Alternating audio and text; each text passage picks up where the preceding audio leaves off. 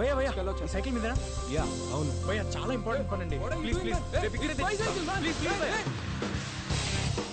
నిన్న లేదురా రేపు రాదురా చిన్నది జిందగీ ప్రతి అడుగు నీదే గమ్యం వైపే సాగిపో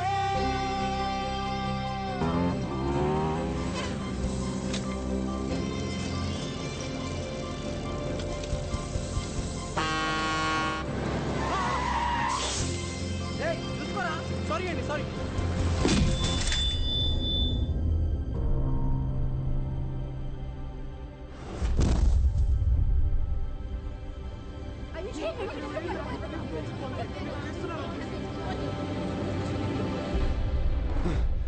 గైస్ బ్యాడ్ న్యూస్ రాకీకి యాక్సిడెంట్ అయిందంట. యాక్సిడెంటా? ఎలాగా? ఎప్పుడు? ఎక్కడున్నాడు? చాలా రక్తం పోయింది. That's all we know. నేను ఇక మేనేజ్ చేస్తాను. ముందు మీరు హాస్పిటల్కి వెళ్ళండి.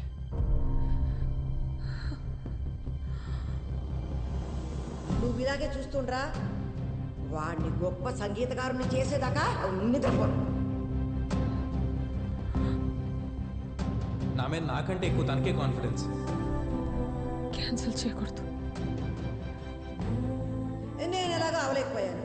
ఖచ్చితంగా వాడు గొప్ప పాటగాడు అవుతాడా? పాడాలి. ఈసారి పాట గిటార్లోంచి కాదు, నీ మనసులోంచి రావాలి. పాడాలి. ఇది రాకీ గడికల. పాడాలి. రాకీ కోసం గెలవాలి. గెలిచి వాడి దగ్గరికి వెళ్ళి లోకం అంతా నీకోసం ఎదురు చూస్తుందిరా అని చెప్పాలి. బెస్ట్ అవుట్పుట్ ఇచ్చారు. ఇంకా రిజల్ట్స్ టైం. ఓకే జాహ్నవి, ఇది విక్రమ్కి ఇచ్చేసే. ఏంటిది? స్వాతి స్వాతి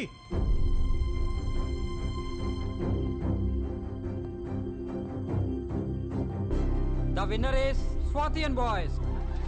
జూమ్ నుంచి స్వాతి అండ్ బాయ్స్ బ్యాచ్ ఎక్కడ చూడు. జాహ్నవి. విక్రమ్ విక్రమ్, స్వాతి ఇది నీకు ఒక లెటర్ ఇచ్చి వెళ్ళిపోయింది విక్రమ్. వాట్? అందరినీ అలరించి ఈ అవార్డుని గెలుచుకున్నారు. Swathi and boys, give a big round of applause. 2 hours urgent. ఇక్కడ అన్ని చోట్ల ట్రై చేయండి. డాక్టర్ గారు, మాకు తెలిసిన వాళ్ళందరిని అడిగాను. రాకీ బ్లడ్ గ్రూప్ ఎవరికీ లేదంటున్నారండి. నేను ఇస్తాను.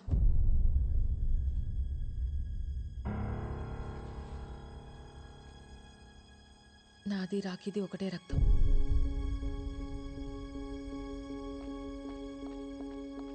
పిచ్చా నీకేమన్నా? నువ్వేం చేస్తున్నావు నీకు అర్థమవుతుందా? నీ ఒంట్లో రక్తం పోతే ఏమవుతుందో మర్చిపోయావా? మళ్ళీ ముసల్దాని అయిపోతావు. నువ్వు పడ్డ కష్టాలన్నీ పోయి దేవుడు నీకు మంచి అవకాశం ఇచ్చాడు. బంగారంలాగా గొప్ప సింగర్ అయ్యావు. దాన్ని చేతులారా పాడు చేసుకుంటావా? వదులు, నేను వెళ్తాను. నేను వదలను. నిన్ను మళ్ళీ ముసల్దాన్ని అవనవను. ముసల్దాన్ని అయితే నన్ను చూసుకోవా? టింకి పగిలిపోద్ది నన్ను వదిలేసావంటే. దేవుడు నాకేం ఇవ్వలేదు, ఉన్నాయని తీసుకెళ్ళిపోయాడని తిట్టుకున్నాను. కానీ నీలాంటి తింకర్ సచ్చినోడిని ఇచ్చాడు కదరా నాకు. 65 ఏళ్ళుంటాయా నీకు? అందులో 60 ఏళ్ళు నేను తప్ప నీకు ఇంకో ధ్యాసే లేదు. ఇప్పుడు కూడా నేనేమైపోతానోనని బాధపడుతున్నా. బంగారం మా చంటిగాడు, బంగారం. నాకేమవ్వదు.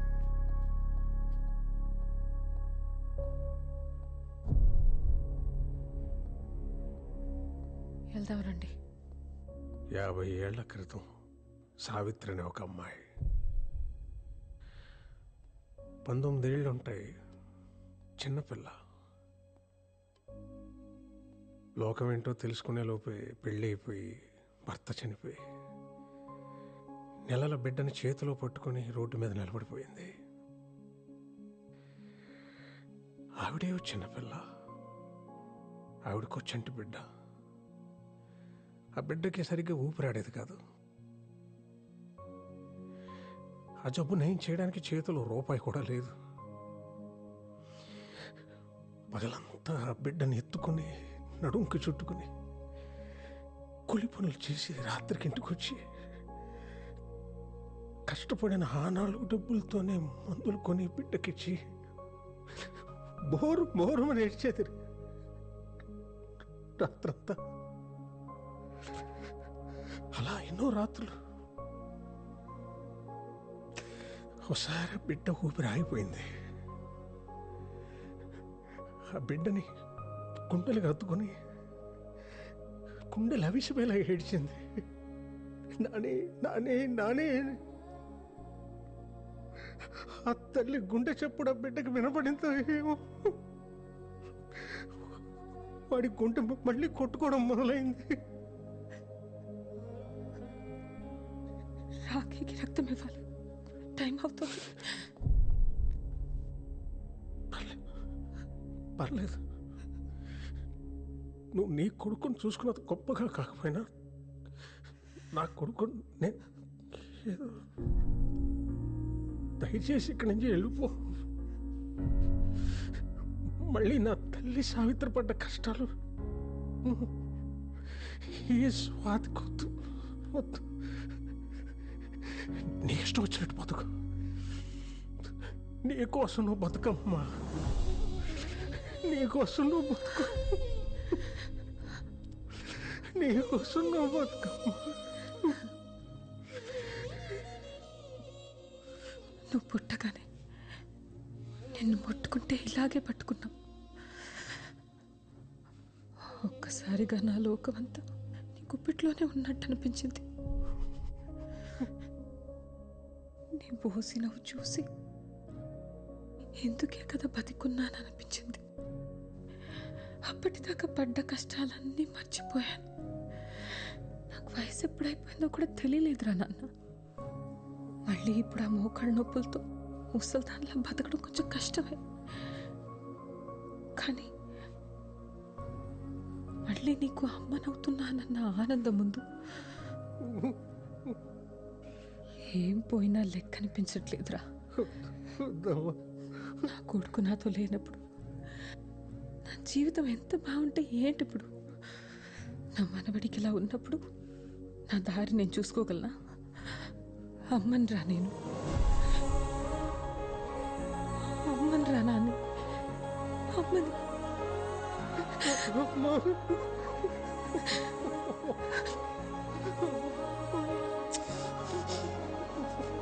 ఊరుకున్నానే, నేనున్నానుగా.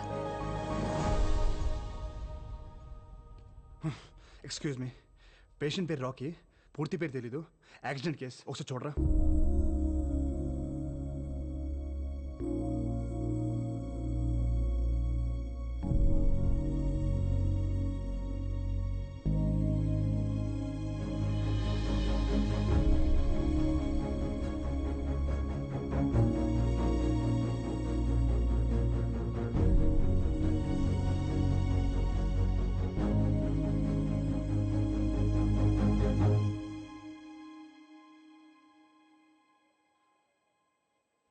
సార్,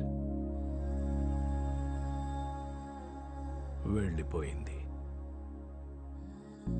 ఎక్కడి నుంచి వచ్చిందో అక్కడికి. వచ్చినప్పుడు నేను అడగలేదు, వెళ్ళేటప్పుడు వద్దన్నా ఆగలేదు. మళ్ళీ కనిపించకపోవచ్చు. నీతో ఏం చెప్పలేదా?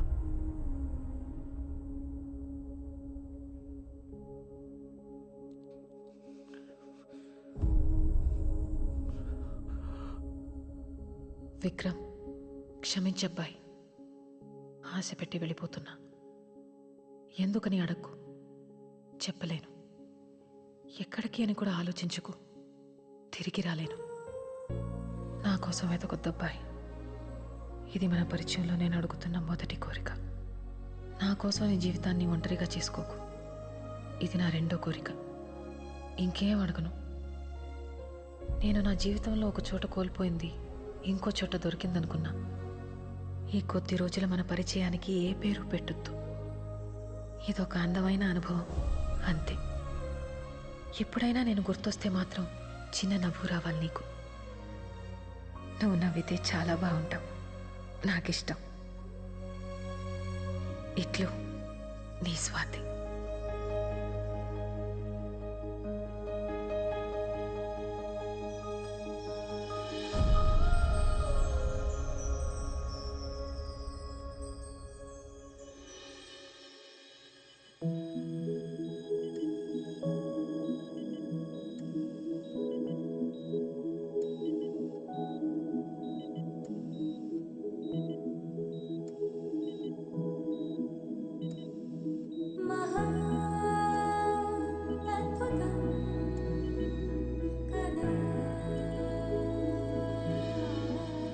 తొండమయ్య, నీకు నాకు చెల్లి ఇంకా ఏది లేదు నా జీవితంలో అనుకుని బాధపడుతుంటే ముందు నీ కళ్ళ ముందున్న జీవితం చూడవే పిచ్చిమోహ అని చూపించా.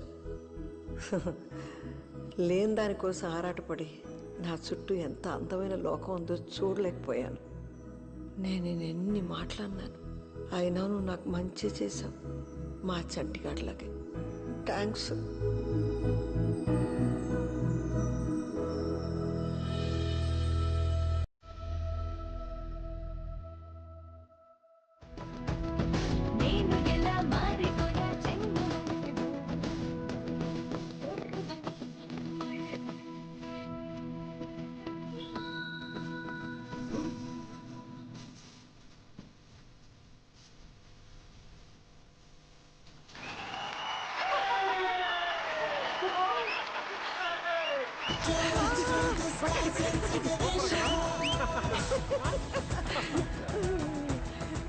ఎంత బాగా పాడాడే నీ కొడుకు.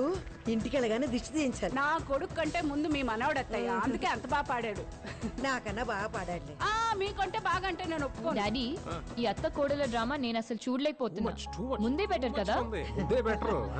ఏయ్, నీకు నాలాంటి అత్త వస్తే తెలుస్తుంది.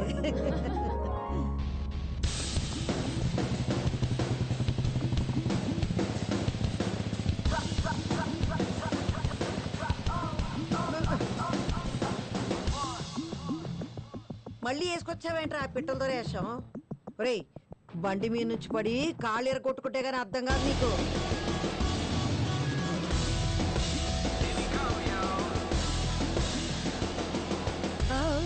తప్పైంది బాబు, సారీ. నేను ఇంకెవరూ అనుకున్నానయ్యా. బేబీ నేనే. నువ్వు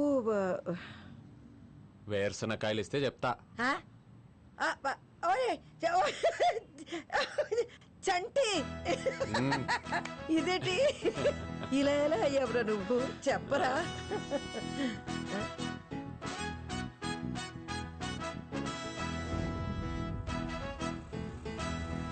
ఓ పెద్దయినా ఆగు, కొంచెం లిఫ్ట్ ఇస్తావా? ఎక్కడికి? నువ్వు వెళ్ళాలనుకున్న దారిలోనే. సరే ఎక్కు. అమ్మ చచ్చినోడు, నీకెందుకు ఇచ్చారా? రోజు తిట్టేదాన్ని నీకిచ్చినప్పుడు పూజలు వ్రతాలు చేసే నాకేవాడా దేవుడు? భలే అందంగా ఉన్నావులే. మా ఆయనతో ప్రేమలో ఉండి అప్పుడు నిన్ను పట్టించుకోలేదు గాని లేకపోతే లేకపోతే ఏం లేదులే. ఇదిగో ఇటు చూస్తారేంటి? తిరగండి తిరగండి అటుపక్క. కరువోసిపోయి ఉన్నారు బాగానే. పదా పట్టు. జాగ్రత్త.